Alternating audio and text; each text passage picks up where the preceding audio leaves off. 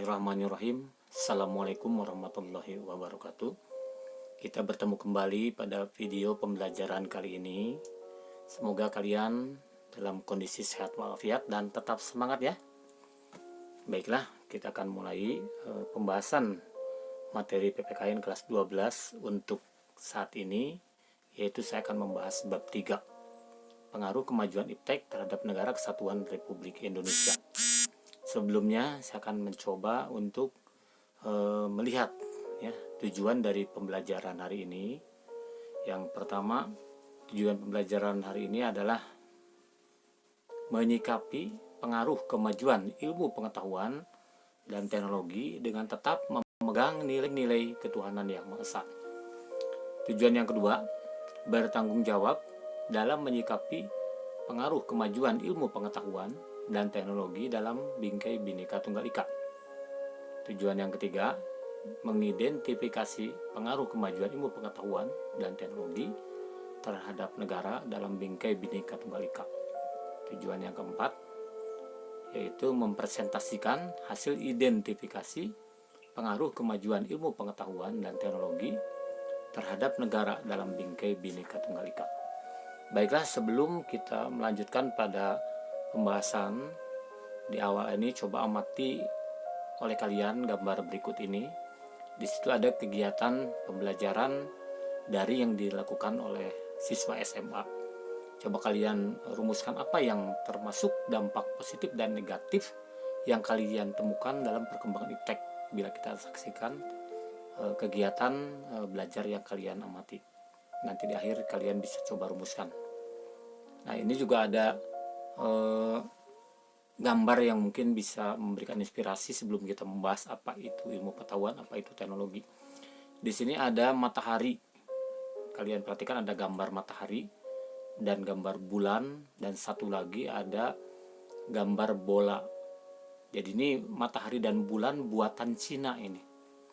Dan yang lebih menghebohkan, Cina ini membuat bola anti kiamat. Tentu ini merupakan produk teknologi yang sudah berlebihan, keluar dari batas ambang akal manusia. Nah, bagaimana perkembangannya nanti kita akan coba bahas ya, mulai dari awal. Nah, saat ini saya akan mencoba mulai membahas mengenai pengaruh kemajuan iptek terhadap negara kesatuan Republik Indonesia. Ilmu pengetahuan dan teknologi diartikan sebagai pengetahuan tentang suatu bidang yang tersusun secara bersistem tentang kepandaian manusia yang dapat diterapkan untuk menunjang dan memberi kenyamanan bagi kehidupan manusia. Jadi di sini sekilas bisa kita tangkap bahwa ilmu pengetahuan dan teknologi dibuat untuk membuat manusia menjadi nyaman, bukan jadi gelisah atau ketakutan. Nah, coba kita lihat penjelasan dari beberapa ahli. Ini menurut Horton dan Chester, bahwa ilmu pengetahuan merupakan upaya pencarian pengetahuan yang dapat diuji berdasarkan prinsip-prinsip dan prosedur tertentu dengan menggunakan metode yang bertahap dan sistematis. Dalam sejarah pemikiran modern di Eropa, ada beberapa aliran yang membentuk pengetahuan manusia, yaitu aliran rasionalis, dan yang kedua ada aliran empiris, dan ada gabungan keduanya. Jadi ini aliran rasionalis, aliran yang berangkat dari pemikiran otak manusia. Sementara aliran empiris lebih melihat kenyataan yang terjadi, yang mungkin kadang aliran tersebut bertentangan dengan akal manusia. Nah, tapi ada juga aliran yang ketiga tadi, yaitu gabungan keduanya. Nah, ini Denis Diderot pada tahun 1713 sampai 1784. Beliau adalah seorang filosof dari Prancis yang menyatakan bahwa teknologi adalah berbagai alat dan sistem yang bekerja sama untuk suatu tujuan yang sama. Teknologi selalu berjalan sesuai dengan ilmu pengetahuan dan teknologi yang merupakan hasil dari pemanfaatan teori dan rumusan ilmu pengetahuan dapat menjadi hal yang sangat berguna dalam kehidupan sehari-hari. Nah, jadi penjelasan ini bisa saya simpulkan bahwa teknologi merupakan terapan dari ilmu pengetahuan. Jadi bisa jadi bahwa apa yang kita temukan di dalam teori itu kemudian dipraktekkan, itulah teknologi. Jadi teknologi itu merupakan terapan dari ilmu pengetahuan. Perkembangan teknologi dunia sebelum abad ke-20 antara lain sebagai berikut. Ini ada sistem pertanian di Mesopotamia, kemudian mesin cetak atau ditemukannya mesin cetak Gutenberg, kemudian juga ada revolusi industri. Nah, berikut ini sebagai perkembangan teknologi dunia pada abad ke-20 dan setelahnya. Jadi perkembangan teknologi itu dimulai dari ditemukannya tabung. Jadi itu yang pertama ya. Setelah itu kemudian ada teknologi transistor, dan sekarang ini sudah memasuki serat optik ya, komputer, internet. Perkembangan iptek di Indonesia sebelum abad ke-20 yaitu yang pertama di bidang pertanian itu dibuatnya terasering. Kemudian di dunia kelautan dibuat perahu layar. Sedangkan di dunia fashion atau busana, Indonesia mengenal teknologi seperti membatik dan tenun. Nah, ini adalah pengaruh kemajuan iptek terhadap Negara Kesatuan Republik Indonesia. Yang pertama dilihat dari aspek politik. Calon pejabat atau anggota dewan dapat menggunakan media sosial di internet untuk berkampanye dengan biaya relatif murah. Namun negatifnya kemungkinan dapat terjadi perpecahan di masyarakat akibat fanatisme ketika mendukung salah satu calon atau kelompok dan menentang calon atau kelompok lawan. Akibatnya tidak sedikit di antara para kandidat yang melakukan black campaigns atau kampanye hitam demi untuk memenangkan pertarungan. Selanjutnya dilihat dari aspek ekonomi. Konsumen dapat dengan mudah mencari informasi dan membandingkan berbagai produk sehingga dapat memilih produk yang diperlukan dengan lebih baik. Namun negatifnya, mudahnya membeli barang dikhawatirkan menimbulkan sikap konsumerisme. Jadi pola hidup modern dari aspek ekonomi itu kita melihat bahwa munculnya pola hidup konsumtif. Selanjutnya dilihat dari aspek sosial budaya. Orang dipermudah dalam berkomunikasi dengan orang lain dengan adanya internet. Namun negatifnya dapat menyebabkan seseorang cenderung menghindari tatap muka secara langsung.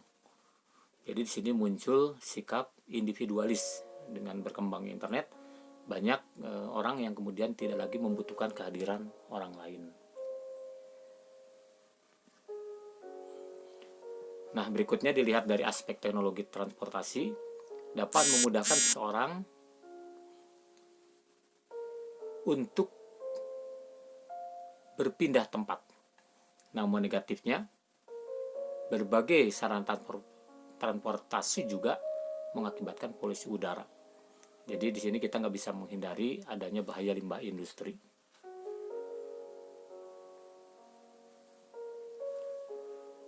Dilihat dari aspek teknologi kesehatan, ditemukannya alat-alat bantu kesehatan seperti mikroskop, stetoskop, pengukur tekanan darah, dan sebagainya. Namun negatifnya, obat-obatan dapat menjadi berbahaya jika dosis penggunaannya tidak berdasarkan ketentuan dokter. Jadi belakangan ini banyak penyalahgunaan obat keras untuk kepentingan di luar medis. Penggunaan dan pengembangan iptek tidak boleh merusak lingkungan hidup. Contohnya penangkapan ikan menggunakan bahan peledak. Kemudian ada juga penangkapan ikan menggunakan pukat harimau. Nah, keduanya ini dapat merusak lingkungan, ya, seperti terumbu karang. Jadi kita tahu bahwa terumbu karang merupakan sumber makanan bagi makhluk hidup terutama di laut. Jadi bila hal ini dilakukan, cara penangkapan ikan dengan bahan peledak atau pukat harimau ini akan berdampak pada rusaknya ekosistem. Nah sekarang coba perhatikan, ini ada contoh video. Namun mohon maaf, video ini tidak bisa diputar. Ini hanya ada fotonya. Jadi ini contoh bagaimana dahsyatnya menangkap ikan dan menggunakan bahan peledak. Kita lihat di sini ikan-ikan pada mati, kemudian lingkungan pun menjadi kotor dan tercemar, dan mungkin juga ini yang kemudian menyebabkan ekosistem jadi rusak, termasuk hilangnya terumbu karang yang merupakan sumber kehidupan bagi makhluk hidup di laut. Nah ini contoh yang kedua. Di sini juga sebenarnya ada videonya, tapi mohon maaf tidak dapat diputar. Nah mungkin ini terlihat ada perahu atau kapal besar di laut yang menarik jaring. Ini sebetulnya penangkapan ikan yang disebut dengan pukat harimau. Jadi di era Kementerian Susi pada saat itu ini dilarang, sampai dikeluarkan aturan tidak boleh menangkap ikan dengan pukat harimau termasuk bahan peledak. Jadi pukat harimau itu jaring yang panjangnya bisa mencapai ribuan meter, ditarik menyusur dari dasar laut, dan itu merusak bakal makhluk hidup di sana, termasuk sumber makanan mereka, yaitu terumbu karang tadi. Makanya perbuatan penangkap ikan dengan cara seperti yang tadi dijelaskan itu sangat dilarang karena membahayakan ekosistem. Nah, bagaimana sikap selektif dalam menghadapi berbagai pengaruh kemajuan iptek? Nah, jenis iptek yang dikembangkan sepatutnya berkaitan dengan hal-hal positif yang akan membantu warga dan negara Indonesia makin berkembang dan maju. Contohnya bidang pendidikan. Dapat dikembangkan teknologi yang dapat membantu pelajar untuk memahami bahan pelajaran dengan lebih mudah. Coba perhatikan, ini ada contoh video. Jadi ini adalah merupakan sistem pembelajaran jarak jauh atau daring, di mana di sini siswa bisa mengikuti kegiatan ini, tapi tentu di samping memang tidak boleh gaptek, juga harus ada fasilitas atau sarana yang memadai.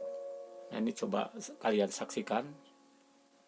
Tugas di Papua lagi ada kegiatan juga untuk kampanye supaya anak-anak rajin belajar, supaya anak-anak tidak saling melakukan tindak kekerasan dan sebagainya. Nah, memang kita semua harus menyadari bahwa kekerasan itu sama sekali tidak bisa dibenarkan.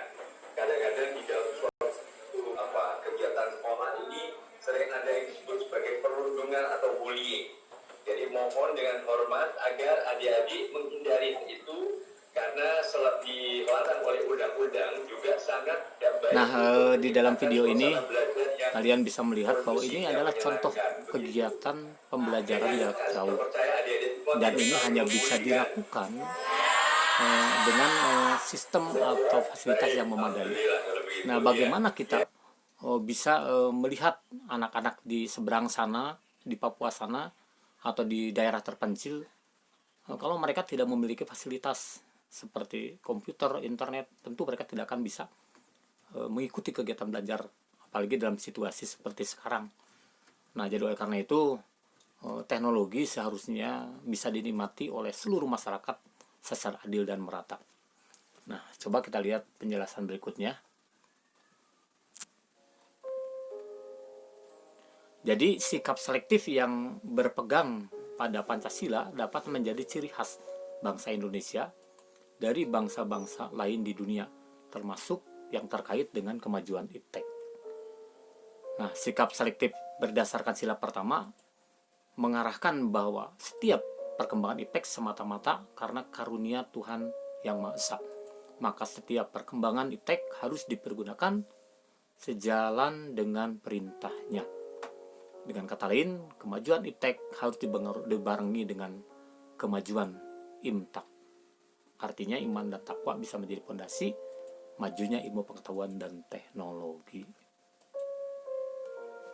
Nah, sikap selektif berdasar sila kedua ditujukan bahwa penggunaan iptek demi kesejahteraan seluruh bangsa Indonesia. Jadi bukan kesejahteraan itu dinikmati oleh kelompok tertentu saja. Sikap selektif berdasarkan sila ketiga yaitu mengajak kita untuk menggunakan hasil iptek untuk menjalin persatuan di Indonesia. Jadi kita jangan mudah terhasut karena berita hoax. Sikap selektif berdasarkan sila keempat mengajak kita untuk ikut serta ambil bagian dalam tugas pemerintahan dengan menjadi pengawas segala bentuk pengembangan dan penggunaan iptek di negara kesatuan Republik Indonesia. Jadi jangan kita gampang nge-share atau memposting berita yang belum jelas sumber dan kebenarannya. Sikap selektif berdasarkan sila kelima ini memberi pertimbangan kepada kita bahwa ketika melakukan inovasi dan penggunaan iptek diperlukan semangat keadilan bagi seluruh bangsa Indonesia. Iptek harus dapat dinikmati secara merata oleh seluruh rakyat Indonesia. Ya, sekian untuk pembelajaran hari ini. Mudah-mudahan apa yang tadi saya jelaskan dapat kalian pahami, paling tidak kalian menjadi bertambah pengetahuannya. Terima kasih, selamat bertemu kembali dalam video pembelajaran berikutnya. Assalamualaikum warahmatullahi wabarakatuh. Tetap sehat dan semangat.